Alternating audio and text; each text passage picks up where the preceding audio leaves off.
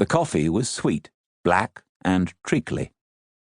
Sophie left it untouched, as did Aaron, who was sitting beside her in the lavish room listening to Basir, the fat Turk opposite them on the other side of the desk, as he tried to haggle and gain the upper hand.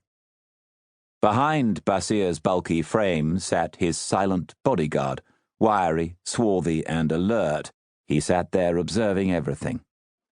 The bodyguard had searched them brusquely and thoroughly before the meeting began. Everything was fine now. Basir smiled at them as if they were old friends, but they had never met before. Basir was a front. The weapons were destined to end up somewhere else. Where didn't matter, but he was important because he was the one they were negotiating with.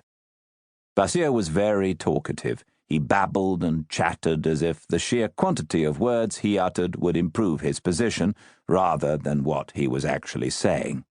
Sophie interrupted him. "We'll send the goods through and you'll have to get them out," she said.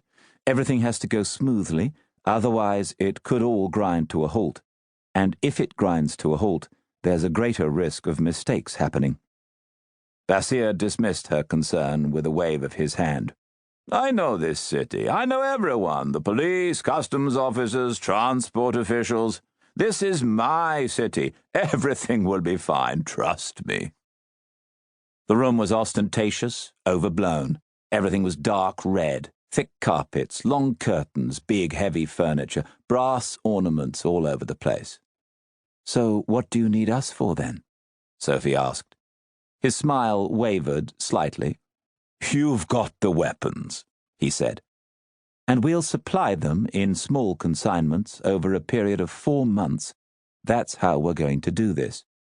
"And we'll pay after each consignment," Basir said. "That's the best way, believe me," he repeated. "I believe you, but that isn't what's going to happen." She smiled. Basir looked offended. "Isn't it?" A phone rang twice in a neighboring room. She said calmly, "You pay in 1 installment for everything, payable now." He glanced quickly at his watch. "What if it does grind to a halt? If something happens? If we lose a consignment?" he asked. Sophie smiled. "Are you in a hurry?" she asked. He pretended not to understand. "You looked at the time," Sophie explained. "I do that occasionally, don't you?" His laugh sounded false and put on, almost like a cough. He wasn't what she had been expecting, Basir. According to the people who had helped set up the deal, Basir was supposed to be a reasonable man, calm, straightforward, and uncomplicated, with a degree of honor in his approach to business, the nature of his business notwithstanding. But this man was quite different from that. "Yes, when I'm in a hurry," she said. "Well, I'm not in a hurry," he laughed again. Everything felt very peculiar. Sophie glanced at Aaron to see if he was feeling the same as she was. He was busy studying Basir. "What was your question?" she asked the Turk. "Yes, what was my question?"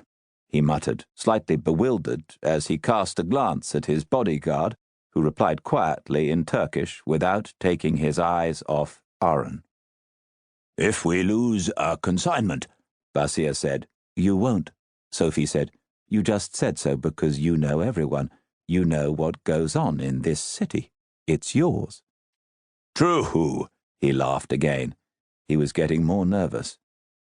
Sophie considered the situation. She had a feeling that he saw these negotiations as something to be endured, and that he wanted to get away, that his reasons for sitting there were quite different from hers, that this wasn't about doing business at all, because if it were, this wasn't the way it was done.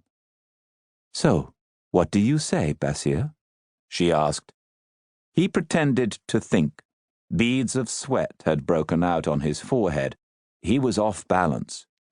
"Let's do as you say, then," he said. "We pay you now. You arrange to send us the weapons, as you suggested. That's probably best."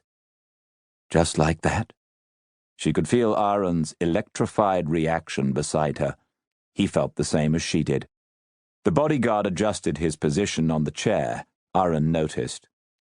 "Thank you, Basir," she said. "Stay and have coffee with us," he said. The mistakes were coming thick and fast now. You didn't drink coffee after a deal, not with a man like this. You drank it before, and they had already done that. Stillborn chat that didn't go anywhere.